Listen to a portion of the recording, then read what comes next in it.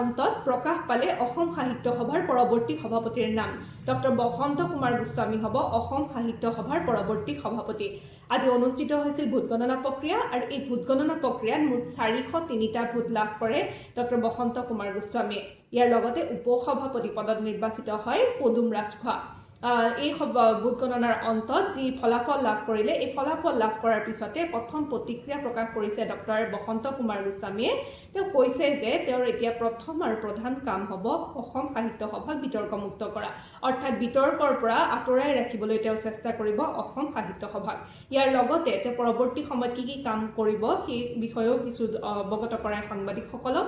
তেওঁ জনায় যে আগন্তুক সময়ত তেওঁ অসমীয়া সাহিত্যৰ বুৰঞ্জীৰ ওপৰত তেওঁ বিশেষভাৱে কাম কৰিব আৰু ইয়াৰ লগতে শংকৰদেৱৰ যি ৰচনাৱলীসমূহ আছে এই ৰচনাৱলীসমূহ ইংৰাজী আৰু হিন্দী ভাষাত প্ৰকাশ কৰিবলৈ তেওঁ প্ৰথমতে চেষ্টা কৰিব।